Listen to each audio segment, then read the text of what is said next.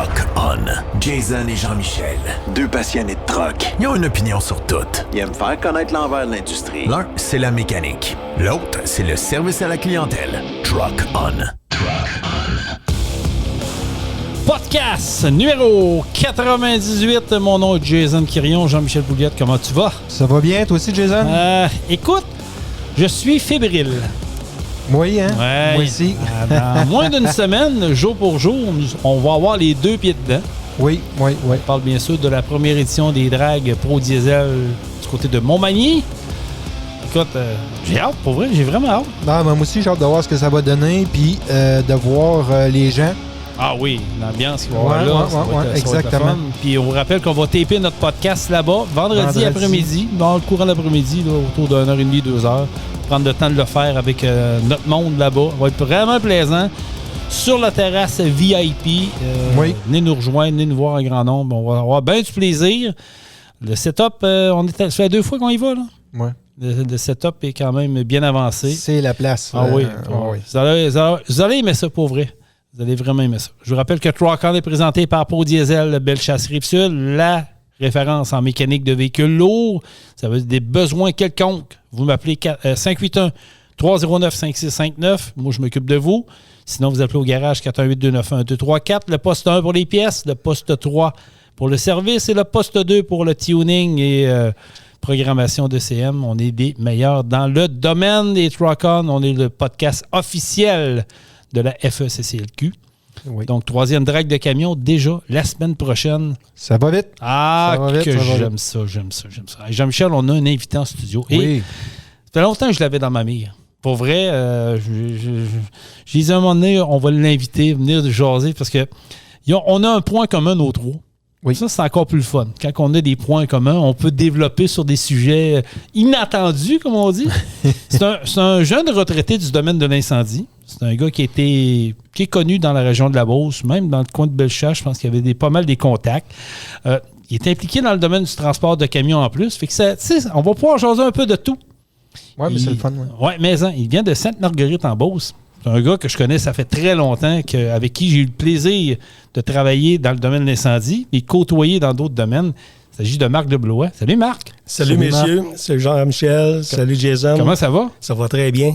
Tout un plaisir d'être avec vous autres ce matin. Là. Écoute, c'est un plaisir partagé. Oui. Pour vrai, c'est vrai que ça faisait longtemps que je voulais t'inviter, puis j'attendais le moment. Puis là, à un moment donné, quand tu as annoncé ta retraite dans le domaine de l'incendie, j'ai dit, OK, on va attendre, on va laisser passer un peu la vague, on va laisser décanter de tout ça. Mais j'ai dit, il faut y parler parce que c'est un domaine, moi, qui me passionne encore, même rendu à mon âge. J'ai la chance d'avoir un jeune qui est là-dedans. Jean-Michel, tu as été pompier pendant 4 ans dans le temps à Saint-Raphaël. Oui, exact. Fait qu'on a tous des points en commun qu'on a vécu. Puis toi, commencez par le début. Ça a été combien d'années dans le domaine de l'incendie? 40 ans, bien fait. 40 ans? Oui. Hey. OK, là, lui, toi, t'en as vu passer, là. Oui, j'en ai vu passer. Il y en a qui vont faire plus d'années que moi en longueur de carrière, là, mais c'est un 40 ans, mettons, intense. Ça débute comment, ton aventure dans le domaine de l'incendie? Écoute, pour ceux qui ont peut-être vu l'article dans le journal avec l'entrevue que j'ai eue avec le Beauce Média puis même La Voix du Sud, je pense. Oui. Écoute, c'est simplement, moi, j'étais à la meunerie Alfred Roy à Sainte-Marguerite. On monte loin, là, parce que peut-être qu'ils la connaissent pas. Donc, dans ces années-là, je travaillais de soir avec mon collègue. Et puis, le 911 n'existait pas, là. Non, c'était le téléphone rouge, ça se C'est ça, exact. Hein? Ouais. Donc, on reçoit un appel à la meunerie parce qu'on avait un numéro. Les 4 derniers chiffres ressemblaient à ceux qu'il fallait appeler les pompiers. Donc, j'ai répondu. Puis là, on a dit, il y a un incendie à Sainte-Énédine, on veut les pompiers de Sainte-Marguerite. Fait que j'ai dit, là, vous êtes à la meunerie. J'ai dit, vous faites tel numéro. Et puis, avec mon collègue, on terminait justement notre quart de travail. Il était aux alentours de minuit, peut-être, là-dedans, là, un soir d'hiver, bien entendu. Ça, c'est certain. Et puis, j'ai dit à mon collègue, j'ai dit, hey, j'ai un gyrophare jaune sur mon pick-up. J'ai dit, on descend, on suit les pompiers, on va être pas pire. Fait qu'on est parti, on les a suivis, Sainte-Marguerite, en fin de compte. Et rendu là-bas, le chef du temps nous a vu arriver, puis il nous a tout de suite sollicité pour aller aider sa brigade. Et puis, habillez-vous comme vous pouvez. Parce que dans le temps, les habits suivaient dans les coffres de camion. Ouais. Fait que tu avais 2 bottes avec les bottes qui viraient d'un gauche puis à droite. Là, en tout cas, c'était spécial un peu.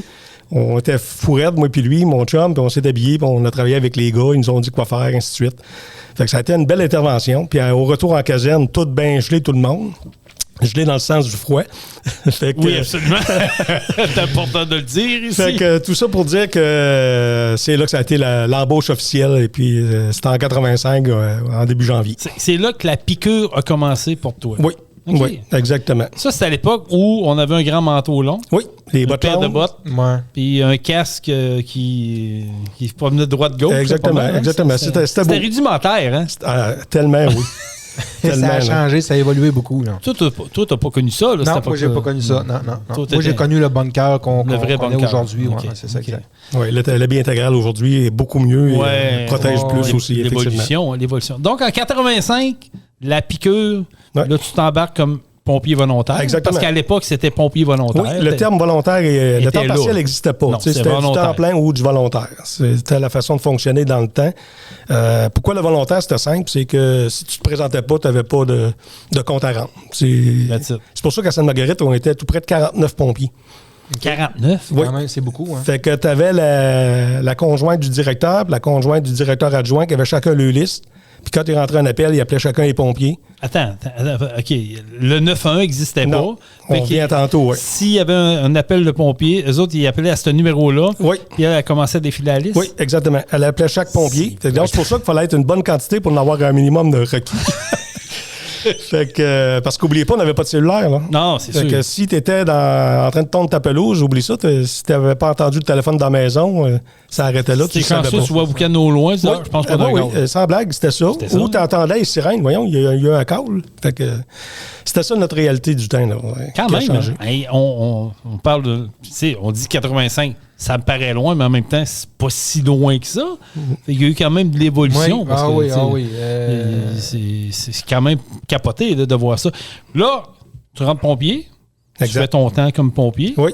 Là, j'imagine que tu as gradué à un moment donné comme lieutenant ou officier, quelque chose de même. En 93. Donc, on était les jeunesses qui arrivaient au travers des plus vieux aussi. Là, oui, c'est un cycle qui arrive partout. Là. Oui, tout à fait. Donc, en 93, avec l'état-major des jeunesses, dans le fond, ce qu'on a fait, c'est que dans les 49 pompiers, on s'est tous rencontrés et puis on a mentionné avec le directeur en place, ainsi de suite, que là, ça prenait la formation minimum qui était le bloc A. Certains vont s'en souvenir c'est quoi, d'autres ne sont pas de quoi qu'on parle, là, mais... les fameux blocs. Oui, fait qu'à partir de là, on a dit que ça prend le minimum pour être pompier. La loi ne l'exigeait pas, là, encore comme tel. Vous étiez un peu avant-gardiste. Et voilà. Fait qu'à partir de là, on est parti de 49 pompiers à 26. OK. Il y a eu un tri qui s'est fait naturel? Oui, les gens ont dit, moi, je lâche ça, puis tout ça. On est tombé à 26 pompiers à ce moment-là. Okay. Quand même. Après ça, on a restructuré l'état-major, ainsi de suite, puis ça a pris sa place avec les années suivantes. Et toi, est-ce que tu es rentré chef à ce moment-là ou tu étais vraiment adjoint au directeur? Fait que dans ces années-là, j'ai tombé lieutenant. OK. Ensuite, en cours de route, quand même pas si loin, j'ai été capitaine. Ensuite, directeur pendant 23 ans. Fait que c'est une belle progression. Oui. Si on regarde l'historique du service, là, je suis le seul qui a fait ces étapes-là. Des fois, tu peux avoir un pompier qui pouvait tomber directeur comme ça. Là, mais moi, dans mon cas, ça a été ces étapes-là. C'est vraiment les échelons naturels, comme on peut dire, de te rendre à ce niveau-là. Ouais. Quand même, c'est 40 ans de pompier. Pour vrai, aujourd'hui, j'ai un peu de misère à m'imaginer qu'on va voir encore ça parce que dans la réalité d'aujourd'hui, les jeunes, oui, rentrent, mais souvent veulent viser le temps plein ou c'est un temporaire où ils s'éloignent, tout ça. Moi, je trouve ça fascinant pour vrai. Écoute, c'est une passion. Il faut être passionné. C'est ça qui nous a guidés. Tu vas pas là faire de l'argent. Là. Non, exactement. Surtout au début, quand on n'était pas payé pas trop. Aujourd'hui, au moins, c'est bien structuré. Là. Honnêtement, là, on peut être fier, en tout cas dans mon cas, d'avoir évolué là-dedans. Vous comprendrez que pendant 23 ans, en titre de directeur, donc j'ai rencontré plusieurs conseillers au gré du temps. Donc, différents conseils. Et tout, c'était mon rôle de vendre les budgets, vendre les besoins, ainsi de suite. Donc, j'ai beaucoup de beaux souvenirs que je ne pourrais pas énumérer tellement comme ça. Là, pour, On a du temps. Mais bon, tu sais, fait que tout ça qui fait qu'aujourd'hui, je suis fier d'où ce que le service est rendu à Sainte-Marguerite. Et les municipalités voisines ont suivi le même rythme aussi. Il faut s'entendre que ça a été la même affaire. Puis aujourd'hui, ben ça continue. C'est quoi ton plus beau souvenir en 40 ans? Tu dois avoir de quoi qui t'a marqué à un moment donné? Y a-t-il un événement particulier? Tu dis, ouais, celle-là, là, je suis fier de ce qu'on a fait là, en tant que service incendie. Ben écoute, il y en a beaucoup. Là, c'est sûr qu'il y en a beaucoup. Là. Si on parle d'incendie, c'est sûr qu'il y a eu des incendies à un moment donné. C'est toujours triste pour ceux qui le vivent, là, les propriétaires. Ça, c'est clair. Mais tu sais, nous, on fait les formations, on fait les efforts de tout ça. Fait que quand il y a un incendie qui est majeur, ben ça vient nous stimuler, si je peux dire. Oui, c'est ça. On se détache un petit peu du côté émotionnel de ça. Puis je pense que c'est ça, l'adrénaline embarque, puis après ça, on fait notre travail. Là. Exactement. Fait que donc, en particulier, je dirais pas, mais je n'ai plusieurs. Parce que, tu sais, à quelque part, on arrivait à la caserne, puis on était tous fiers du résultat qu'on avait fait lors de l'intervention. C'est jamais à 100%, là, tu sais, ça, c'est sûr. Mais, mettons, le petit pourcentage qu'il y avait amélioré, on en parlait, puis après ça, on corrigeait ces situations-là pour être encore meilleur la prochaine fois. Mais dans l'incendie, comme tu dis, c'est vivre un incendie, c'est toujours tragique pour la personne qui le vit. Mais as-tu une intervention que tu te souviens que celle-là a été qu'on a été efficace? C'est incroyable. Tu sais que tu pensais que peut-être que ça allait être une grosse soirée ou une grosse journée, puis finalement, tac, tout est rentré, puis tu t'es dit, wow, tu vois mon équipe, combien ils ont travaillé? J'imagine que c'est arrivé une couple de fois. Oui, c'est arrivé quelques fois. Aussi, il faut au niveau de Sainte-Marguerite, on faisait du premier répondant depuis 98. OK. Donc, on a été un des premiers dans la Beauce à partir d'un service comme ça. Et puis ça aussi, ça nous a amené à vivre des situations quand même particulières parce que tu es proche des individus à ce moment-là. Là. C'est une autre réalité. C'est ça, exactement. Fait qu'on a vécu des situations aussi qui étaient quand même particulières. On venait en caserne, il fallait parler. Il y a beaucoup de psychologie à faire autour de ça. Je me souviens d'un cas d'un accident où malheureusement il y avait un décès, il y avait beaucoup de blessés. Donc vous comprenez qu'il y avait les premiers répondants, il y avait le service incendie qui était là, il y avait les mâchoires qui étaient là de l'autre municipalité, ainsi de suite, ambulanciers. Tout le monde a travaillé, comme on dit, très fort là-dedans pour les gens qui étaient là, qui avaient besoin de nous autres. Je me souviendrai toujours, j'ai un premier répondant qui doit tenir la tête d'une petite fille à peu près de peut-être 2 ou 3 ans, et puis dans son siège, puis il doit tenir la tête par la vitre d'arrière qui était cassée, puis il s'assurait qu'elle ne bouge pas. Je me souviens, on revient en caserne, il se dit « Chef, j'ai pas fait grand-chose, moi, là, j'ai fait juste ça, tu sais. » Fait que je lui dis « Non, chaque étape est importante, tu sais, là-dedans. » Pour finir, que quand on a eu l'information de la famille par après, si on n'aurait pas fait ça, ben ça aurait pu causer le décès de cette petite fille-là. Fait que finalement, pas grand-chose qu'il pensait a été très... Très, puis c'est la famille qui sont venus nous remercier. Fait que on a beau avoir des gars, là, des bons gaillards et tout ça, là, mais ça pleurait comme des enfants. C'est sûr. Parce que c'était vraiment une émotion qu'on a vécue que je vais me souvenir tout le temps. Fait que vous comprendrez que j'ai regardé mon premier répondant, puis... Avec une fierté, puis... c'est ça. Exactement. C'est tout le temps là, après. Hein. Sur le coup, là, on est sur l'adrénaline, comme je disais, puis on fait le travail qu'on a à faire. Puis un coup que c'est terminé, là, moi, c'est là que là, je vais... Ouf, là, la pression baissait, elle tombait. Puis là, je me rappelais ce qui s'était passé, ce qui venait de se passer. Puis là, les émotions étaient là quand Toi, dans ton 4 ans, as-tu un événement? T'as-tu quelque chose en particulier? Oui, mais un en particulier qui moi, les accidents, j'aimais pas ça. Okay. J'étais tout le temps présent, mais ouf que j'aimais pas ça. J'ai un petit peu de misère avec ça. Le plus loin possible. Oui, j'aimais pas ça. En tout cas, quand j'avais pas le choix de m'approcher de l'auto puis d'y aller, j'y allais. Là, mais c'était pas la partie que j'aimais le plus. Mm-hmm.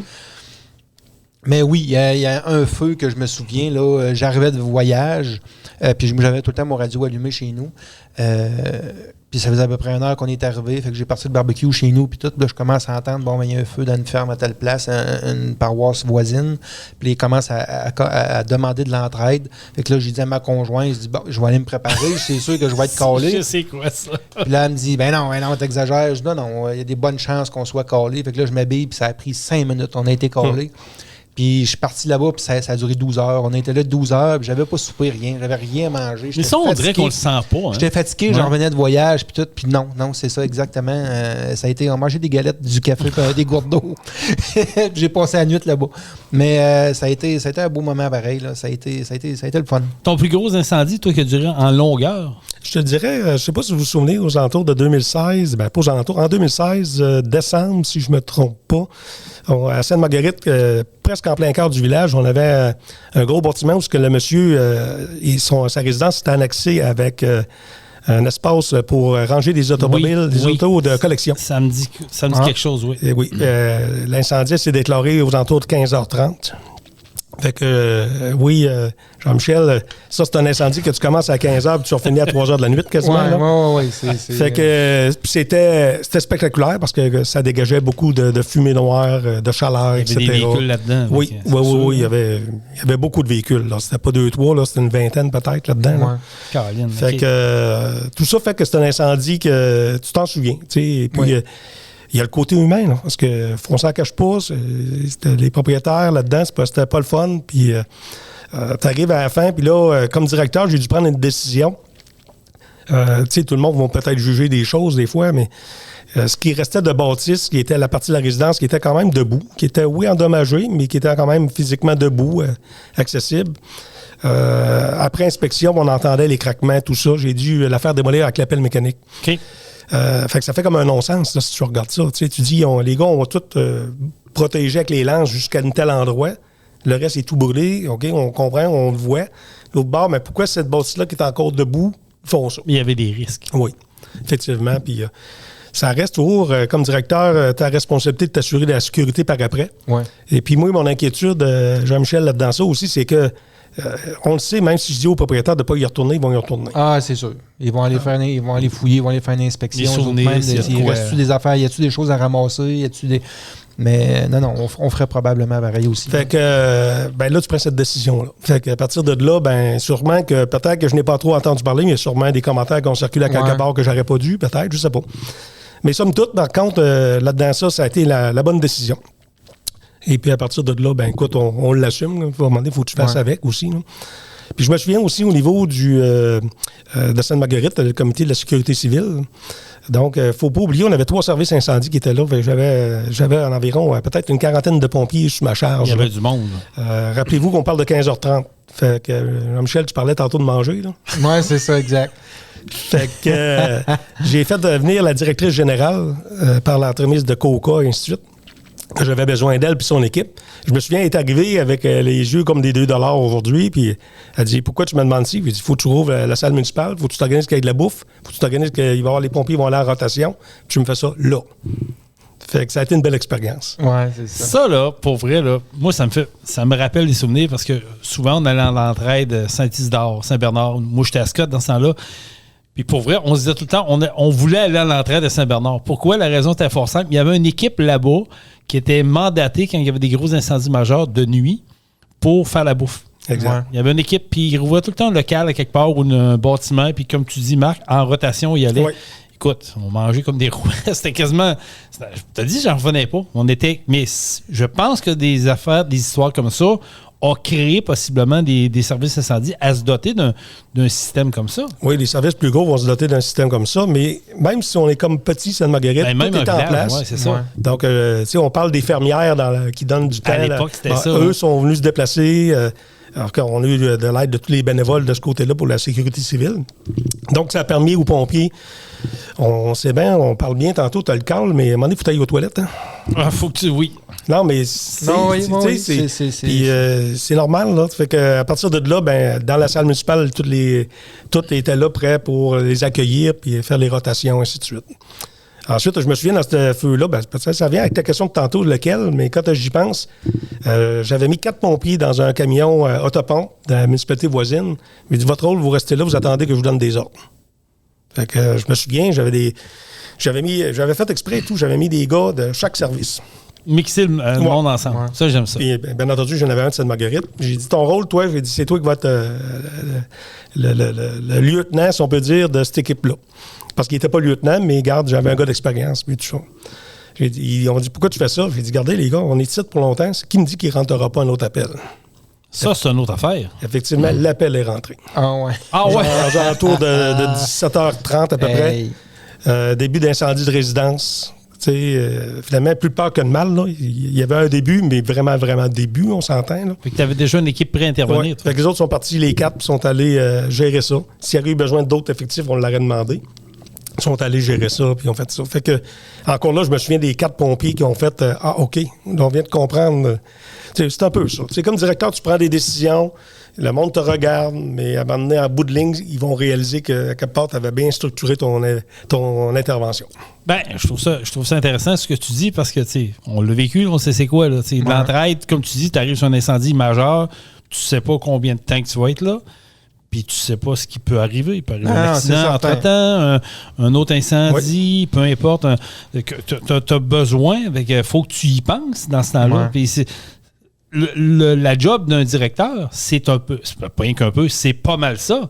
Puis des gens, tu sais, moi je me souviendrai toujours, puis je suis sûr que vous allez dire la même affaire que moi, les boys. À une certaine époque, les pompiers, service incendie étaient vus comme une dépense.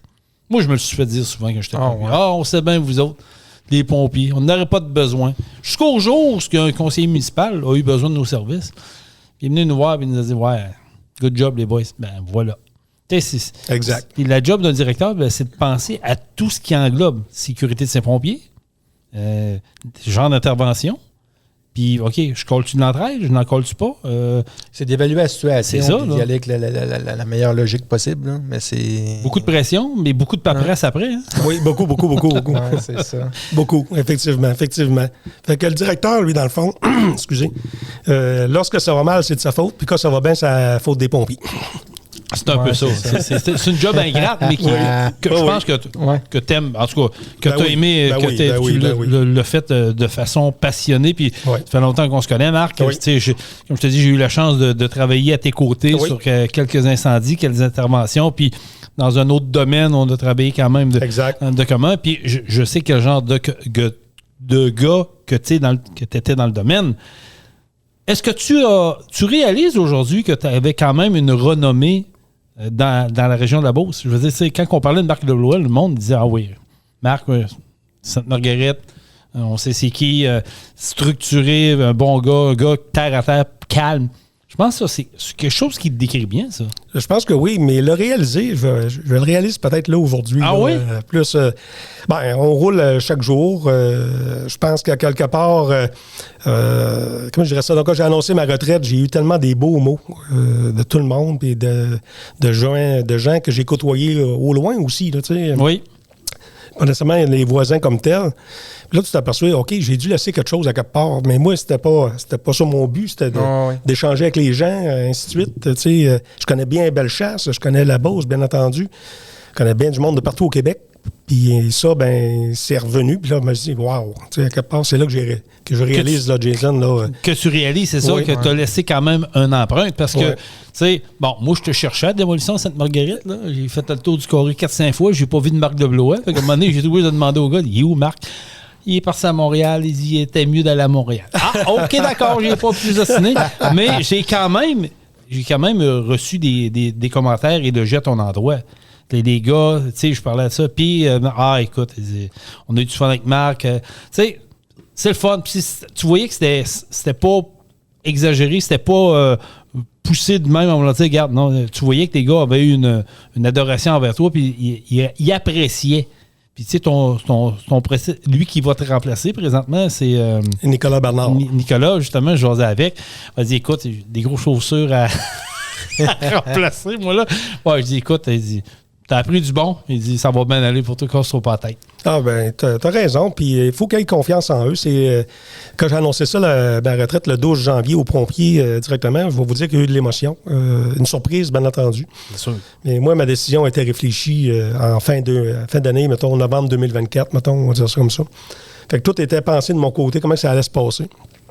Quand je l'ai annoncé par après au conseil municipal, ainsi de suite, eux aussi ont une réaction que j'ai eu un bon compliment. Ils ont dit, Marc, nous autres, tu as le service incendie. Et depuis on ne s'occupe pas, c'est toi qui règle tout. Ils n'ont pas à intervenir.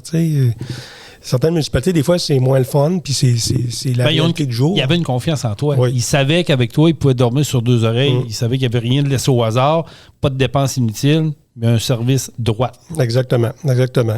Fait que ils m'ont dit, pourquoi au moins tu n'auras pas décidé de partir le 31 décembre? J'ai dit, la question est bonne, mais on va vous donner une bonne réponse. J'ai dit, on a les élections municipales qui s'en viennent. J'ai dit, ce ne sera pas les prochains élus qui vont décider qu'est-ce qui va se passer. Ça va être vous autres. Si vous autres connaissez le service, vous l'avez vécu, c'est à vous autres de faire le travail pour ma relève, pour trouver ma relève, et ainsi de suite. On m'a donné raison. C'est correct. C'est fait professionnel. Est-ce qu'on a essayé quand même de travailler pour te tirer? Oui, j'imagine. C'est normal, je pense, de ce côté-là. Mais ils ont vu que j'étais prêt, c'était réfléchi. C'était pas de quoi que j'ai emmené, dernière minute sur un coup de tête. C'est ça, c'était pas un coup de tête, exact. Exactement. Enfin, Jean-Michel, c'est pas un coup de tête, c'est vraiment réfléchi de ce côté-là. Ma passion est là, hein. Je vous dirais, à quelque part, il y a quoi... va toujours rester, je crois. Là. Oui. Comme je disais, moi, j'ai été pompier juste 4 ans. Mais oui, c'est une passion, puis j'aime encore ça. Je suis plus, c'est un manque de temps. Mon problème, c'est un peu le temps que j'ai pu. Puis, comme je disais tantôt, probablement que dans les prochaines années, si je me libère un peu plus de temps, je vais les rapprocher, dire, hey, gars, je serais prêt à réembarquer avec vous autres, parce que c'est l'adrénaline, c'est le call quand ça sonne, c'est tout ça. Là, c'est le plaisir du devoir accompli, je pense aussi. Moi, je le voyais comme une implication dans mon milieu. Souvent, les gars disent « Ah, vous avez des bons salaires. » Moi, je n'ai jamais regardé un slip de paie de pompier de ma vie. Là. Jamais. Jamais. Moi, j'allais là parce que je tripais. Là. Exactement. Je me suis acheté mon propre radio. Ouais, moi aussi. Je voulais l'avoir avec moi. Je voulais être impliqué. Puis j'allais sur un feu. Puis oui, je fais ça.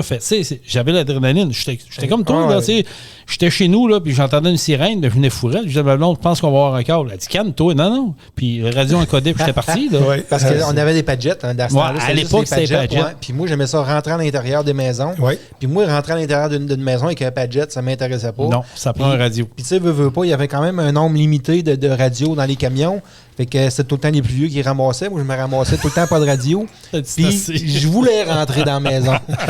Fait que je me suis acheté mon propre radio, je me suis équipé, puis c'est ça. Mais on se fait notre propre routine. Moi, j'étais proche de la caserne, c'était tout le temps dans les premiers arrivés. Mon linge était tout le temps après sur la table de chevet. Ça sonne dans la nuit. T'as pas besoin de chercher ton linge. Là. Non. Tu pognes les culottes, t'as le gilet qui sont prêts. Je partais, j'arrivais à la caserne, j'ouvrais les 3 portes de garage parce que les gars arrivaient puis les portes étaient déjà ouvertes, on était prêts à partir, j'avais ma routine. C'est ça, bien ça. Ouais, exact. Parle-moi de l'évolution du domaine incendie, parce que là, 40 ans, ça évolue en sacrifice. De beaucoup. La journée que tu as décidé de prendre ta retraite, mais qu'est-ce qui t'a marqué le plus au niveau de l'évolution du service incendie? Le Québec, c'est structuré au niveau de la formation. À un moment donné, on parlait des blocs tantôt, comme ça, il y avait les modules. Oui. Après ça, c'était pas tout reconnu parce que c'est à cause que c'est ça. Fait que les institutions scolaires, tout ça. Fait que ça a été des gros combats au Québec jusqu'au jour où, à un moment donné, ils ont structuré puis ils ont fait l'École nationale des pompiers dans les années 2000. Après ça, ce qui est arrivé aussi, c'est la loi en sécurité incendie qu'on n'avait pas avant 2000. Donc, au Québec, tu pouvais avoir je fais l'image, là, mais un seau rouge marqué incendie dans un garage, puis tu as un service incendie. L'autre à côté, tu avais les camions. Au Québec, c'était vraiment différent d'une municipalité à l'autre selon ce qu'elle voulait faire. Exemple, ce que je vous ai compté tantôt en 93, le fait qu'on a dit on veut un bloc A comme formation minimum au niveau de notre brigade. Je comprends. OK. Fait qu'après tout ça, de là, les formations sont structurées, sont reconnues. Ce qui est bien aujourd'hui, c'est qu'un pompier va suivre sa formation, comme on parlait avec Jean-Michel, pompier 1. Il peut être pompier 1 en Ontario. Il n'y a pas de problème. Exact. La formation est bonne partout. Puis c'est une formation de 2 ans. C'est quand même long. Oui. Moi, je l'ai faite, puis j'ai quand même trouvé ça un petit peu long, mais quand tu fais de quoi que t'aimes, j'aimais ça, puis c'est sûr que c'est ça. Ça finit que ça passe vite pareil. Moi, je plaide coupable. C'est là que j'ai abandonné. J'avais commencé des modules, puis on nous a arrêté nos modules en nous disant, bon, il y a une nouvelle formation qui s'en vient, vous n'aurez pas à faire ce que vous avez à faire, on va vous faire compléter. Bon, c'est correct. Puis on est arrivé à notre première formation, on était 23 pompiers dans la salle, pas un avait des modules pareils. Fait que là, comment veux-tu que le prof en avant donne un cours en sachant très bien où personne n'est rendu là? Ça a été le Capharnaüm, le chiard au poignet, excusez le terme, ça a été ça. Là. Fait qu'on s'est présenté au bureau municipal à un moment donné, puis on était 4 ou 5 pompiers dans la même situation. Puis je me suis retrouvé tout seul dans ma gang à plaider mon point de vue. J'ai dit, je me chicanerai pas, là, puis je gagne pas ma vie en étant pompier. J'ai remis mon Padgett là parce que je voulais pas recommencer à zéro. Exact. Et c'est de là que j'ai abandonné. Ben, tu sais, c'est quand même demandant, la formation. Là. Tu sais, quand on dit, bon, on a un travail à temps plein ailleurs, on fait d'autres choses, on a toute une famille, puis tu as 2 ans de formation à faire pour avoir ta formation de pompier 1. Fait que oui, c'est pas tout le monde qui a ce temps-là à mettre pour cette formation. Je le regrettais un peu, mais en même temps, c'est une décision que j'ai prise, puis c'était comme ça. Mais c'est ça, l'évolution passe par là. Exactement. La formation, on parle des pompiers, mais aussi la formation assez structurée au niveau des officiers. Ouais. Donc maintenant, les officiers, on a des formations vraiment conçues pour le rôle qu'ils ont à jouer. Ces formations-là, effectivement, là, regarde, comme je disais tantôt, ma décision a été réfléchie. J'ai 3 pompiers qui étaient en formation officielle, qu'on appelle, donnée par le cégep. Et puis, quand je les ai inscrits et tout ça, ils ont dit « Ouais, mais chef, voilà, on vous êtes rendu là. » Ben, moi, je savais qu'à quelque part qu'il fallait avoir de la relève. Ça la relève, exactement. Mais moi, on m'avait demandé d'aller faire ma formation d'officier. Ah oui? Oui, sauf que je m'en alignais plus pour arrêter parce que je manquais de temps.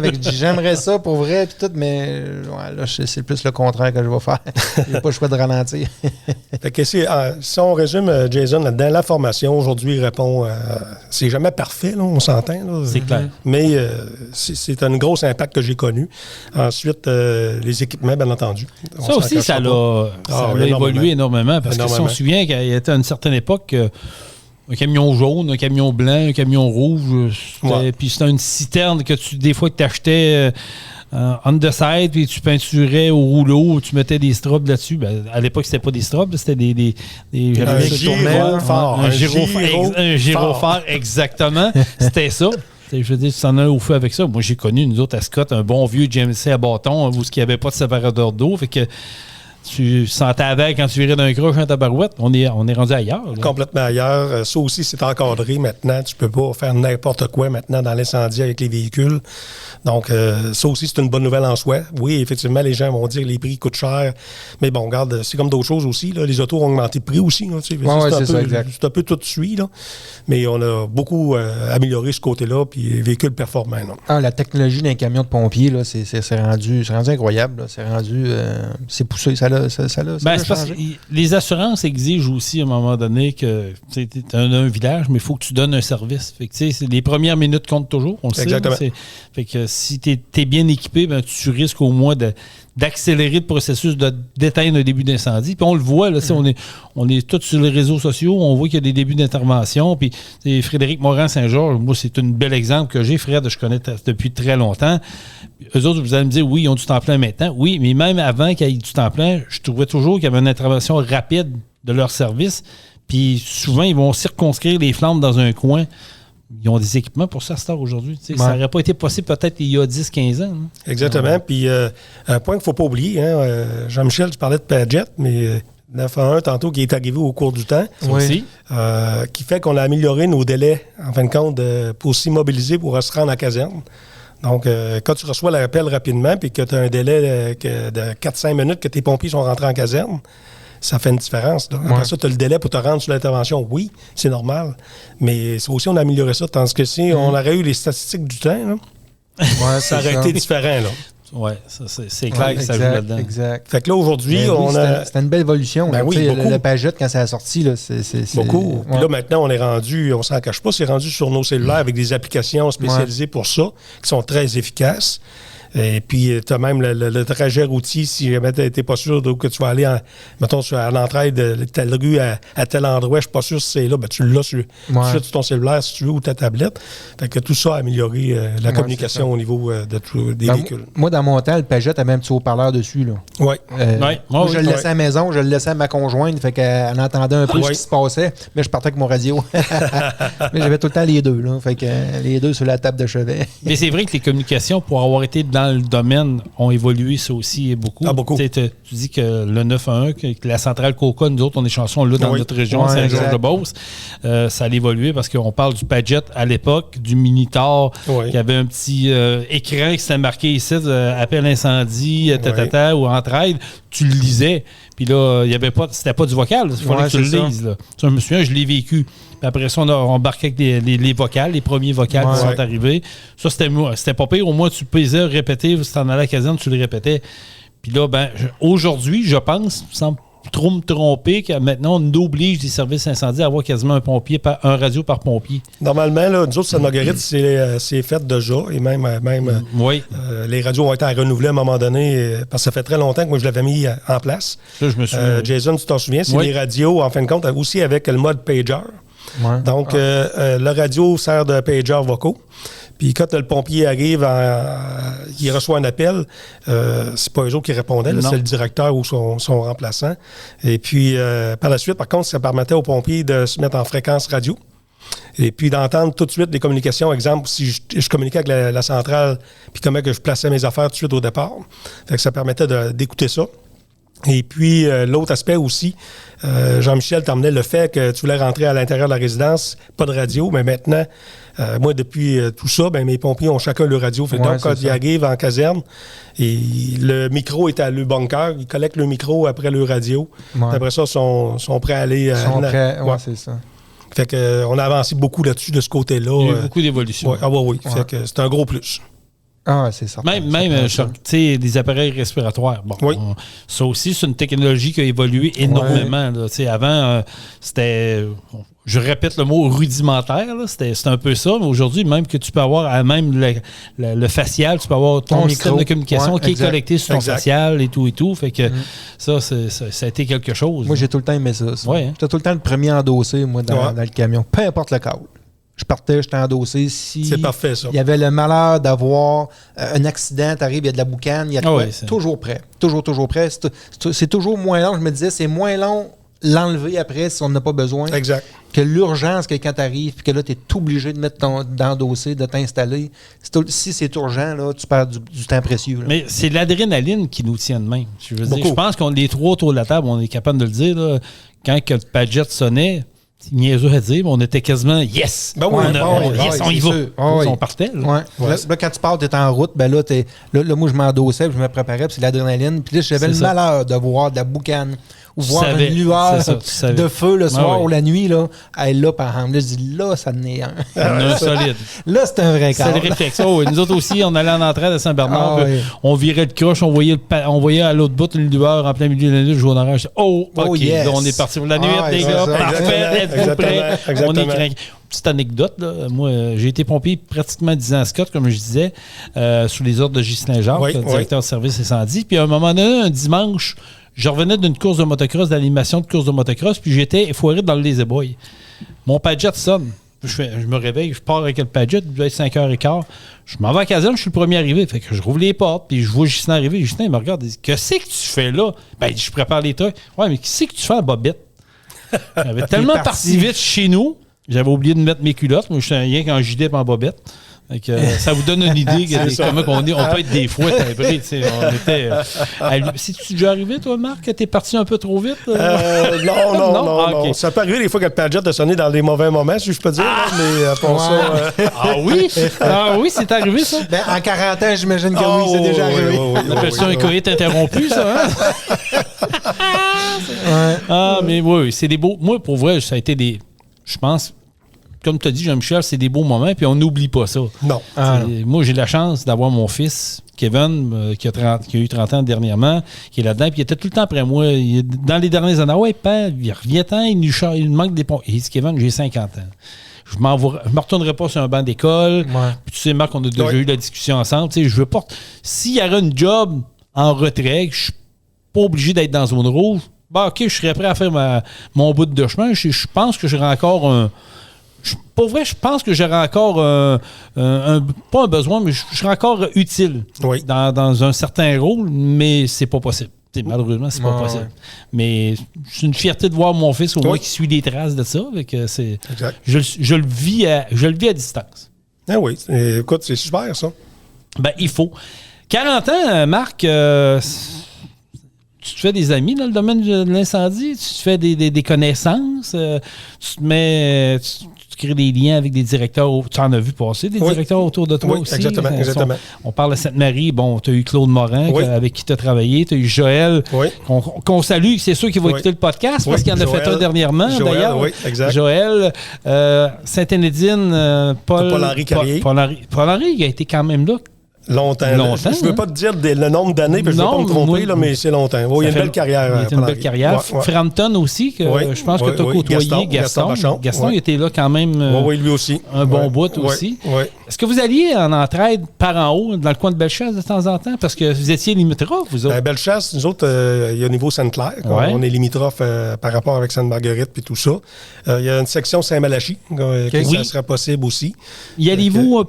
C'est rare. C'est rare, C'est rare, effectivement. Surtout, encore plus aujourd'hui. Là, ils ont restructuré, mettons, le protocole d'assistance. Là. OK. Mais effectivement. Mais c'était possible. On a déjà même été à Saint-Anselme. Ah oui? Déjà été à Saint-Isidore. Tout dépend. Oui, ça, je me souviens. Oui, gros feu de porcherie. Oui, exactement. Fait que, comme Jean-Michel, tu disais tantôt, des fois, à un moment donné, on dit « Ah, c'est loin », mais non, ils ont besoin de camions-citernes. Exact. Puis des fois, à un moment donné, mais ils rappellent pour de la main-d'œuvre de plus. Et surtout quand il n'y a pas de bombe fontaine disponible. Exact. Ben là, on est obligé d'aller pomper de l'eau. Fait que là, ça lui prend des camions supplémentaires. Ça, c'est une autre réalité. Acheminer l'eau dans les rangs. Souvent, il y a des rangs, il y a des rangs. Acheminer l'eau, puis transvider dans les piscines, pomper l'eau. Puis... Ah non, c'est du travail dans ce temps-là. Oui, beaucoup. Feu de porcherie, là, je pense que c'est pire. Du porcherie, bâtiment agricole, en général, là, quand tu arrives là, tu sais que ça prend de l'eau, puis tu es loin, tu n'as pas de bonne fontaine. Ça prend du monde. C'est des interventions qui ne sont pas faciles, effectivement, de ce côté-là. Non, c'est ça. C'est gros. C'est comme tu dis, ça prend de l'eau en masse. Fait que là, il faut que tu calcules, combien j'ai besoin de tankers. Je n'en colle-tu trop, je n'en colle-tu pas assez. Fait que tu n'as pas le choix de te baquer à un moment donné. Ah, t'as pas le choix. T'as mieux d'en demander un de trop, puis tu le retourneras s'il y a quelque chose. Tu libéreras des services, mais t'es mieux de les avoir au départ. Moi, j'ai une question, Marc. Est-ce que tu as déjà été approché par d'autres services incendie? Oui. Pas vrai? Oui. Ah ouais? Dans ma carrière, Tu veux s'en parler? Non. Non? Ah, OK, il faut te dire. Mais tu as déjà été approché? Oui. Je suis pas surpris. Oui. Mais tu sais, c'est... je vais agacer Jean-Michel. Tu sais, il veut revenir peut-être un jour pompier, mais il faut parler avec nos conjoints. Oui, ça rentre dans l'équation. Hein? Beaucoup. Écoute, moi, Madeleine, elle m'a supporté pendant toutes ces années-là. Je la remercie d'accord là-dessus, tu sais, ça a été quelque chose. Mais tu sais, prendre une décision de dire tu vas à un autre endroit, parce que quand tu te fais approcher, c'est parce que tu es à un autre endroit. Je tiens à vous dire, c'est une approche qui n'était pas scellée ou pas, mais une première approche pour en discuter. Fait que tu y penses, ça fait plaisir d'avoir quelqu'un c'est sûr. Une municipalité qui va t'approcher, ça. Mais finalement, au bout de ligne, ça ne s'est pas réalisé. Et puis, c'est pas grave. Tu sais, aujourd'hui, je suis rendu là où je suis, puis je suis bien heureux. Mais avec du recul, je veux dire, tu n'as pas été déçu de ta décision, parce que je pense que ce que tu as apporté à la municipalité de Sainte-Marguerite, exact. Tu l'as fait avec passion et avec cœur. Oui, définitif. Je veux dire, aujourd'hui, la réalité est tout autre. Ce que tu as réussi à bâtir, je pense que tu n'étais pas le gars qui comptait tes heures. Non. Tu n'étais pas le gars qui regardait là, je l'ai fait. Non, tu étais un gars, un vrai passionné. Là. C'est pour ça que je disais tantôt, j'ai un beau 40 ans de carrière comme pompier, mais c'est un 40 ans intense. Si vous comprenez le sens que je veux le dire. Absolument. Là, fait que c'est ça. Fait que, à partir de là, ça fait une belle entrevue comme on vient de faire aujourd'hui. Ta conjointe, comment qu'elle voit ça? Là? Marc Deblois, rendu dans la maison, puis tes radios, puis tes pagettes, puis rien? Elle est heureuse. Ah oui? Elle est contente de t'avoir à part entière. La radio, en fin de compte, elle apportait le nom de la maîtresse. Fait que vous comprenez que normalement, c'était... Ouais, c'est ça. Parce que faut comprendre, puis peut-être qu'il y en a qui ne le réalisent pas encore, mais si tu organises un samedi soir, tu t'en vas souper avec des amis, ou rien qu'à être avec ta blonde, t'as un câble, t'as pas le choix, t'es le directeur, il faut que tu y ailles. Exactement. Là, ça vient de faire... oui, c'est arrivé plusieurs fois là, dans ces 40 ans. Souvent, t'en reviens pas. Là. En plus, t'invites à souper, t'as des amis, moi aussi, c'est déjà arrivé. Le call sonne, puis je suis parti, puis j'en reviens pas dans une heure. Là. C'est terminé. Là. Finissez le souper sans moi, je sais pas à quelle heure j'en reviens. Exactement. C'est la réalité. À peine si t'as le temps de lui dire salut. Surtout ça. Oui, effectivement. Surtout ça. Ah, mais écoute, tant mieux, si la madame est contente. Elle n'a plus de maîtresse dans la maison. Non. Fait que là, on dort bien. Elle dort bien, Elle dort bien et tu dors bien. Parce que, tu sais, c'est du stress aussi, il faut se le dire. C'est du stress pour la conjointe aussi, parce qu'il y a toujours un risque. Ça, c'est une autre affaire. Tu sais, veut pas, on va là pour aider puis desservir et tout, mais il y a un risque pour nous autres aussi. Il y a des dangers qu'il faut contrôler, il faut faire attention à ça, mais le risque est là pareil. Là. Fait que les conjointes sont nerveuses. Et avec raison, parce que le risque zéro, non, il n'existe pas. C'est ça, exactement. Fait que donc, C'est tout ça. C'est une carrière, puis ça implique ta famille, puis il faut en être conscient. Puis si jamais vous faites le choix d'en revenir en service, c'est d'en parler, comme je disais tantôt, parce que c'est important pour la famille. Communication. Oui. Communication, tout à fait. Qu'ils soient impliqués. T'as-tu eu le plaisir d'avoir le père et à un moment donné, voir le fils rentrer en arrière du père? Ça fait comme une continuité? Ou... Dans le service à Sainte-Marguerite? Oui, effectivement, j'ai eu, dans les années que j'ai commencé, on avait des pompiers, et puis finalement, leurs fils sont rentrés en cours de route, que moi, j'ai embauché. OK. De père en fils, il y avait une... Ah oui, ça doit être hot. J'ai des frères aussi, tu sais, c'est quand même une belle complicité, là. Oui, ça aussi. De ce côté-là aussi, tu sais, fait que... et puis, après ça, on a embauché notre première pompière... en fin de compte, oui, dans les années, un petit peu, c'est 2019, si je ne me trompe pas. Là. OK. Ouais. Fait qu'on était pas mal fiers de ça aussi, là. Effectivement. Il y avait de la relève là-dedans, ça c'est hot. Ton plus beau coup en tant que directeur, tu es directeur 23 ans, ton plus beau coup, tu dis, celle-là, je suis fier de ce que j'ai amené. Ça peut être un nouveau projet, ça peut être un véhicule, ça peut être un équipement. C'est quoi pour toi de dire, celle-là, là, je peux dire que j'ai réussi quelque chose qui me tenait à cœur. Je vais te dire deux choses. Si on parle de véhicule, c'est la première autopompe qu'on a remplacée, un véhicule 69 qu'on a remplacé en 2004. Vous voyez un peu le délai que le véhicule a quand même vécu. Là. C'était de vendre ça. On va dire 2004, là, c'est pas loin, mais la mentalité là, de vendre un véhicule, que l'on va mettre un véhicule de X milliers de dollars qui va remplacer le vieux GMC 69 qui a rien que 10 000 vous comprenez, vous voyez le contexte de vendre au conseil municipal et dire non, là, on est rendu là, on a besoin d'un véhicule qui va être performant aux incendies. Nos incendies, les charges calorifiques sont différentes que dans les années fin 80, peut-être même on dit 70. Aujourd'hui, les maisons brûlent rapidement, dégagent beaucoup de chaleur rapidement, ainsi de suite. C'est ça, les matériaux, c'est ça que je voulais dire. Les matériaux ont changé. Là. Dans le temps, on faisait ça avec du bois brut, la structure de la maison. Oui. Maintenant, c'est avec du bois qui traité beaucoup. C'est solide, mais c'est plus petit. Là, le frame, tout est plus petit, puis c'est pas trop long. Là. Ça peut aller très vite, la maison. Elle s'effondre. Là. C'est très vite, et puis ça prend une pompe performante. Là. Si on parle de 69, c'était 500 gallons minute. Une pompe portative donne ça. Là. Tandis que là, aujourd'hui, on est rendu avec des pompes tout près de 1500 gallons minute. On est ailleurs. Le système de travail, les mousses, les agents mouillants, tout ça fait que... Ça, c'est un beau projet que j'ai fait d'autres camions par après, mais celui-là, c'était le premier qu'on devait remplacer dans tous les camions qui avaient de l'âge à Sainte-Marguerite. Là. Ça, c'était quelque chose. C'est un peu ton bébé. Ah oui, c'était le premier là, pour moi, puis le premier à présenter au conseil. Après ça, c'était plus facile, sur le sens que je dis pas que c'était un OK tout de suite. Mais il comprenait. Oui, là, il comprenait. C'est ça, Jason. Dans le fond, ils ont vu que là, on n'aura pas le choix, ça va être le prochain, ça va être l'autre. Ils ont vu là, que ça allait continuer. Fait qu'à partir de là. Fait que ça, c'est le camion. Ça fait un parti. Tu nous disais que tu en avais deux, peut-être? Deux, c'est... moi, je suis fier de ce que j'ai accompli au côté humain. Ah, ça, j'adore de la brigade. Ça. Parce que des fois, faut pas l'oublier, ça. Ce côté humain-là que j'ai... Parce que moi, j'ai regardé la liste. Là, j'ai eu, sous ma garde, là, 53 pompiers. Il y en a qui ont quitté, ainsi de suite. Là, vous comprenez ce que je veux dire? Oh, il y a une rotation, c'est normal. Aujourd'hui, on sont 13, mais... Tout ça fait que j'ai tous ces gens-là que j'ai appuyés, que j'ai été à leurs écoutes, puis de monter une brigade, puis qui se tenait fort, puis qui savait qu'à quelque part, le directeur était là aussi pour eux autres. Tu sais, on faisait une pratique. Des fois, ma conjointe Madeleine me disait, Marc, t'arrives donc bien tard, il est 13h. Je lui disais, la pratique a fini, il était à 11h30, mais il y a eu une section psychologue. Voilà. Là, elle comprenait que je n'ai pas nommé, mais tu vois, fait que, tout ça, je suis fier de ça, l'avoir fait, d'avoir accompli ça. Là. Mais tu as une belle équipe. Oui, mais j'en connais pas mal qui ont travaillé. Ça doit être ça aussi, j'imagine. Oui, parce que, tu sais, je veux dire, écoute, sans nommer de nom, tu sais, j'en ai côtoyé des gars dans le domaine de l'incendie, puis autour dans la région, tout ça, puis, tu sais, de voir un gars comme toi, mais impliqué, mais de voir les gars qui suivent ton raisonnement, qui suivent la façon d'être que tu es, j'ai pas vu ça souvent. Pour vrai, là, je l'ai été quand même pompier, comme je te dis, 8-10 ans. Moi, j'ai eu la chance de Ghislain, comme j'ai dit tantôt. Ghislain, il est un peu de la même école que toi. Oui, exactement. C'est un gars humain, que oui, quand il y a une intervention, je suis directeur, mais quand on revient à caserne, oui, on décante, on fait un débriefing, mais après ça, il y a le côté... on peut parler d'autres choses, on peut avoir du plaisir. Exactement. Puis ça, c'est pas donné à tout le monde. Là. Peut-être aussi. Ben moi, je le confirme.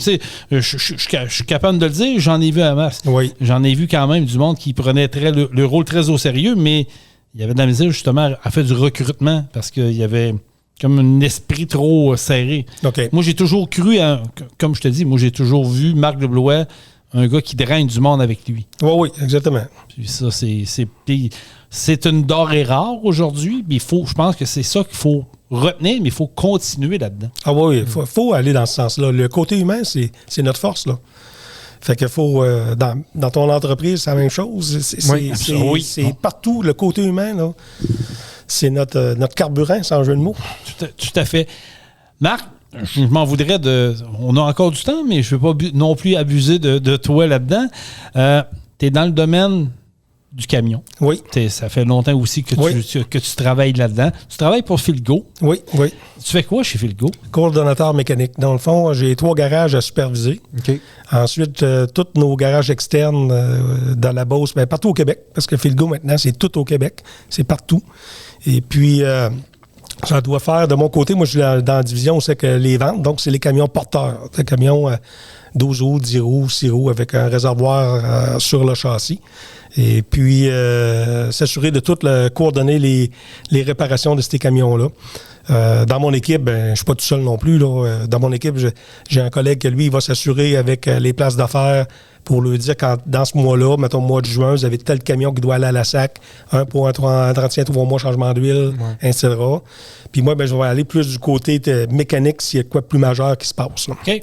Fait que, oui, c'est mon rôle là-bas. Ça fait combien de temps que tu es là chez Philgo, là? Ben écoute, ça fait 5 ans. Ça va vite, hein? Oui, ça fait 5 ans. Ça fait 5 ans. 5 ans déjà? Oui, que je relève un beau défi avec eux autres là-bas. Ouais. C'est une belle gang, ça aussi. Oui. C'est une entreprise qui prend beaucoup, qui grossit, là, qui prend de l'expansion partout. Là, c'est beau voir aller ça. Donc, comme tu dis, vous êtes implanté partout au Québec là, maintenant. Là, exactement.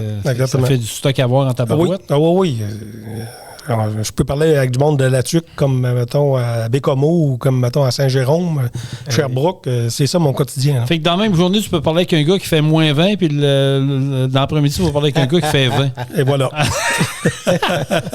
C'est pas mal ça. OK, 5 ans déjà chez Philgo. Oui. Du camionnage, je t'en mange. Ah, ben oui, moi, j'ai tombé là-dedans ça, parce qu'on parlait de la meunerie dans les années 85, mais j'ai tombé camionneur aux alentours de 86. Fait que j'ai été camionneur, en fin de compte, jusqu'en 2004.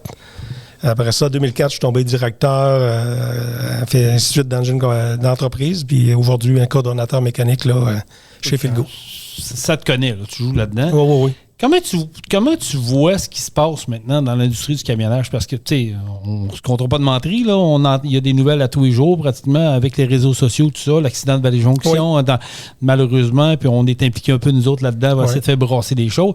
Comment tu vois ça, toi, d'un œil extérieur? Qu'est-ce qui se passe présentement dans le domaine du transport? Ben écoute, on revient encore à main-d'œuvre. Oui, hein? L'enjeu est là. C'est les individus, c'est ce que le métier exige. Faut comprendre, on parlait de pompiers tantôt, disponibilité, ainsi de suite, Jean-Michel, mais aujourd'hui, les gens, là, ils veulent faire 40 heures puis s'occuper de leur famille. Ils veulent avoir une liberté. Ils veulent avoir une qualité de vie à travers de ça. Ce qu'on s'est rendu maintenant, je crois, dans les premiers critères. Une norme. Puis c'est ça, si on recule de 10, 15, 20 ans, ben c'était pas ça. Là. Non, moi j'ai connu, le logbook élastique qu'on appelle. Oui. Encore là, je remercie beaucoup ma conjointe. Mais aujourd'hui, c'est l'enjeu de toutes les entreprises de transport, peu importe le type de transport qu'ils vont faire, c'est l'enjeu. Mais malheureusement, dans le transport, un chiffre de 8 heures, ça n'existe presque pas. Ça n'existe pas. Comment qu'on peut arriver à ça? Avec des camionneurs, c'est ça qui veulent faire du 8 à 5, là, c'est très rare. C'est pas facile. Là. Non. Tu peux pas. Je veux dire, du 8 à 5, si tu es disponible à aller faire une drop à Montréal, oublie ça. Là. Déjà là, Donc, c'est des horaires, c'est les compagnies de transport. Regardez autour de vous autres, vous allez voir les compagnies de transport maintenant. Il va y avoir un camion quasiment attitré au gars, peu importe s'il fera une petite journée, ça va être son camion. Avant ça, c'était pas ça. Tu avais le gars de soir qui embarquait sur le même camion, ainsi de suite, puis ça roulait, puis ça n'arrêtait pas. Mais là, aujourd'hui, Si tu veux avoir de la main-d'œuvre, le soir, le monde ne veut pas rentrer faire un corps de travail de soir. En tout cas, pas beaucoup. Là. Ouais. Penses-tu qu'on s'en va dans le mur? À quelque part, oui, mais je sais pas. J'ai pas la solution comme ça. Non, mais c'est un peu la question que j'allais dire. Comment tu perçois ça? Comment tu peux voir ça? Et penses-tu qu'on a une lueur ou un moment donné d'espoir de se corriger, de ramener ça? Je vais poser ma question différemment. Est-ce que tu penses, puis moi, ça fait longtemps que je le dis, est-ce que tu penses qu'on vend le transport correctement? Ça serait à revoir. Parce que moi, j'ai déjà, à l'époque que je travaillais à Truck Stop Québec, j'ai déjà eu une discussion avec quelqu'un dans un salon d'emploi, puis il m'a regardé, il dit, sais-tu, Jason, il dit, ce que tu me dis là a ben de l'allure. Tu sais, dans les écoles, on a beaucoup de décrocheurs aujourd'hui. On a beaucoup de jeunes qui ne savent pas où se garrocher, ils n'ont pas d'idées, puis tu sais, tu peux pas être bon dans tout. Là. Moi, je l'ai toujours dit, il y en a qui sont forts dans les maths, en français, de géographie, mais il y en a d'autres qui vont à l'école quasiment par une obligation de dire, ben, faut que tu y ailles le fait de quoi. Moi, j'ai toujours dit, pourquoi vous ne rentrez pas un simulateur de conduite de camion dans une polyvalente quelconque? Ouais. Puis essayer d'attirer des jeunes, puis leur montrer c'est quoi la réalité. Puis, d'après moi, vous allez aller chercher du monde qui dit, hey, moi, c'est fait pour moi. Voir du pays. Mais je comprends ce bout-là, puis oui, c'est une bonne idée, parce que oui, ça va permettre d'aller recruter dans les écoles directement. Sauf que je crois qu'une grosse partie du problème, et ce qu'on disait tantôt, c'est qu'ils veulent faire du 8 à 5. Oui. On va aller chercher de la main-d'œuvre, oui, mais ils ont la mentalité, surtout dans les jeunes de cette génération-là, ils ont la mentalité de faire 35-40 heures par semaine. Je comprends ce que tu dis, mais je vais faire une parenthèse là-dedans, puis Marc, je pense que je te l'ai déjà expliqué, puis je l'ai peut-être déjà parlé dans le podcast, puis je m'excuse si je radote, là, mais on a été chercher un camion de pompiers à Long Island, nous autres, notre unité d'urgence à l'époque. Puis moi, ça m'avait frappé là-bas, la façon de recruter des pompiers volontaires. Ben oui, parce qu'à Long Island, bizarrement, c'est des pompiers volontaires. Là. C'est pas des pompiers de garde. Ils ont une caserne, ils ont des trucks. Eux autres, une fois par mois, les dimanches, ils ont un brunch familial là-bas. Okay? Les familles vont là avec les jeunes. Ils ont des bunkers pour les jeunes, les enfants de 5 à 10 ans. Ils les mettent en bunker, puis ils les amènent en caserne, puis ils sortent des boyaux, puis ils les habituent. Ouais. Ils les pognent là. Ouais. Ils vont les attraper là, ils vont leur mettre ça dans leurs adrénaline dans le sang. Les jeunes, ils trippent bien raide, là. Ils gardent ça dans la tête. Fait qu'ils disent, hey, moi, je veux donner. Ils s'assurent d'avoir toujours une relève pour le service incendie. Je me dis, dans l'industrie du camionnage, si tu le montres de bonne heure, tu lui dis, garde, ça sera pas du 8 à 5, mais je peux te garantir une chose, hein, tu vas avoir un beau truck, tu vas voir de la route, tu vas voir du pays, tu vas être impliqué. Ouais. Moi, écoute, peut-être que je suis dans une lubie, là, Marc, tu peux me le dire, là, gêne-toi pas, mais je trouve que, me semble que ça sera une approche. Moi, oui. C'est une idée. Tu as raison, puis il y a plusieurs peut-être façons de le faire, d'approcher ton monde, puis ainsi de suite. Mais, je vais dire comme Jean-Michel, c'est l'horaire. Je comprends. Tu sais, tu peux être intéressé à faire quelque chose, mais après ça, tu vas faire le sacrifice que ça peut demander un petit peu plus pour faire ta journée plus de 12 heures que 8 heures? C'est là que la question se pose. Là. Je comprends. On est comme on dit, il n'y a rien de parfait. Non, c'est ça. Parce que là, on arrive avec un corps de métier qui demande qui a des horaires un peu atypiques. Là, puis on arrive avec une génération, puis un mode de vie, puis une mentalité qui a changé dans les dernières années aussi, dans les générations plus vieilles comme nous autres, qui fait que, ouf, là... Oui, mais quand tu es un pompier volontaire, quand tu as un call, tu peux pas dire à ton directeur pendant le feu, hein, mais 5 heures, il faut que je m'en aille. Hein? Non, t'es impliqué, t'es là. Ben, mettons, si tu prends cet exemple-là, pour l'avoir vécu, tu sais, on veut recruter, puis quand je rencontre des candidats en caserne, puis je leur explique le métier de pompier à Sainte-Marguerite, puis moi, je mets pas ça rose pour mettre ça rose, je leur dis c'est quoi la vérité. Oui. Hein, la formation qui dure 2 ans, les tâches en caserne, l'horaire que tu vas avoir pour les pratiques, etc. À un moment donné, des fois, ça fait un petit pas de recul, là. Ils sont intéressés, là. Je sais. Parce qu'ils sont venus me voir. Oui, je le conçois. Moi, je me dis, il ou elle est intéressé, là. Là, tu expliques ça fait un petit pas de recul. Et puis, pour aller rapidement là-dedans ça, ben moi, je le dis tout le temps. Je dis, conjointe, ouais, ben il faudra que tu en parles. Parce que je veux pas t'embaucher, puis après ça, Oui, ma blonde n'est pas contente que je fasse toujours ça. Mais c'est vrai, ça. Ben oui, parce qu'on s'entend que c'est un investissement pour une municipalité. Oui, ça coûte très cher de former un pompier. C'est un autre point. Formation au pompier 1, le bunker, l'équipement. Puis que 6 mois après, finalement, elle dit « Ouais, ma blonde n'aime pas ça, là, je suis tout le temps parti. » Ou bien je pars durant un souper, je pars dans la nuit, je pars... Ben, c'était ça, là. Qu'on en est là présentement. Là. Dans le monde du pompier, c'est ça. Moi, je regarde Jason autour, là, tous les sites Facebook des municipalités qui annoncent qu'ils veulent trouver des pompiers. Là, c'est toute notre région qui en cherche. Absolument. Si on reculerait dans le temps que c'était différent... Ça avait une liste de noms, hein? Oui. Oui, c'est ça, il y avait une liste d'attente. Tandis que là, c'est zéro dans la liste d'attente. Là. Mais moi, je peux pas, comme directeur, lui dire tu vas venir un call sur 2. Là, maintenant, on a une structure.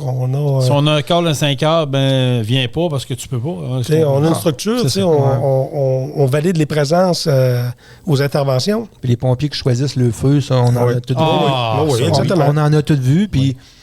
Puis en tout cas, c'est un autre sujet. Oui, ça serait. On pourrait faire longtemps là-dessus. Mais c'est ça. C'est tes pompiers ou tu l'es pas. Moi, dans ma tête, c'était ça. Peu importe le cas, que ce soit un feu de cheminée, peu importe c'est quoi, ça casse. Je me suis déjà fait reprocher, moi, que je volais des calls à des gars. Wow, ça te donne une idée qu'il y a du monde qui était. Mais j'ai dit, mais on est pompiers ou on ne l'est pas? Exactement. Moi, dans ma mentalité, si on a un call, il faut que tu sois là parce que ça presse. Je ne volais pas de call à personne. Non. J'y allais parce que c'était ça. Puis on ne sait jamais combien de pompiers vont se présenter. Non. Ça aussi. Non. Fait que, moi, ça a déjà arrivé là, que j'étais tout seul à la caserne, puis j'étais au venant du truck où j'attendais des gars. Puis c'était long, puis je commençais à stresser, puis à paniquer un peu parce que je m'apercevais que j'étais tout seul, puis que ça commençait à être long. Il faut que ça gaule dans ta barouette. T'as hâte de partir. Hein? T'es même pas arrivé à la caserne, t'as hâte de partir. Là, t'arrives à la caserne, t'es tout seul. T'es tout seul. Fait que là, tu fais ouf. Là, va falloir que les gars rentrent. Oui, puis c'est la réalité de toutes les municipalités. Je trouve ça correct que tu le mentionnes parce que c'est partout, ça. Oui. Ça va arriver une fois dans l'année, peut-être, mais c'est partout, effectivement. Des fois, ça donne de même. C'est pas parce que les gars veulent pas se présenter. Non. Un est pris là, l'autre est chez le dentiste, ça achète. L'autre est à Québec. T'es à Québec dans le trafic. Exactement. Fait que là, ça a donné que cette fois-là, ben, normalement, 2 jours, il s'en présente 8-9. Ben là, il y en a 2 qui sont arrivés. Exact. Là, l'important d'avoir de la retraite. C'est ça, exact. Marc Deblois, merci beaucoup. Ça fait plaisir. Merci de ta présence. Puis bonne retraite. Merci. Puis merci pour ton implication de 40 ans de pompier. On n'est pas sûr qu'on va revoir ça d'ici tôt. Puis 23 ans en tant que directeur du service incendie Sainte-Marguerite-en-Beauce. Félicitations. Clairement, les choses ont évolué grâce à vous. Merci à vous deux. C'est vraiment une belle expérience. Vous m'avez fait vivre. Là. Écoute, ça, c'est génial. Puis si un jour tu veux revenir, t'es le bienvenu. Si tu as d'autres choses à nous conter, nous autres, on est preneurs. On aime ça, jaser. Ça sert à ça, un podcast, jaser. C'est plaisant. Amuse-toi bien. Profite de ta retraite, Marc. Merci. Puis, encore une fois, félicitations de ce que tu as fait. Moi, j'ai des beaux souvenirs. Puis je me trouve choyé de l'avoir vécu avec toi. Ben merci, Jason. C'est de même. C'est un beau privilège. On lâche pas. Yes. Nous autres, Jean-Michel, on se prépare déjà pour le 99e podcast qui sera la semaine prochaine. Vendredi prochain, on vous invite de venir nous rejoindre à l'Autodrome de Montmagny pour la première édition du Drag Pro Diesel. Ça aurait été le fun, ça tombe le 100e, genre, là. C'est quoi? On en fait ça un mardi, genre, pour tomber le 100e à l'Autodrome? Je vais te faire une confidence, là. Ouais. On a manqué 2 back-to-back 2 semaines. Hein? Ouais. Je savais qu'on en manquait un. J'ai dit, OK, le timing est parfait. On tombait pile poil. Mais là, ça a voulu que ça tombe demain. Mais, écoute, moi, je dis 99, Wayne Gretzky, la merveille, je vais le prendre demain. Je me dis, regarde, c'est pas si pire que ça. Puis le 100e, on fera d'autres choses. On n'est pas bordé avec ça. Fait que venez nous rejoindre vendredi prochain à l'Autodrome de Montmagny pour la première édition des Drag Pro Diesel. Si vous n'avez pas encore acheté vos billets, il y a une prévente sur leur site Internet. Je pense que ça termine aujourd'hui. Ouais, c'est pas mal le last call le 13 juin là, pour avoir accès à la prévente. Allez vous en chercher, ça vaut la peine. On vous rappelle que les billets ne sont pas chers en prévente. C'est le week-end complet pour 65 $. Fait que ça vaut quand même la peine. Là. Ça vaut vraiment la peine. Puis camping, là, c'est 70$, peu importe le temps que vous êtes là. Fait que c'est premier arrivé, premier servi. Il n'y a pas de terrain de réservé là-dessus. Fait que, mais il y a de la place en masse. Il y a de la place en masse.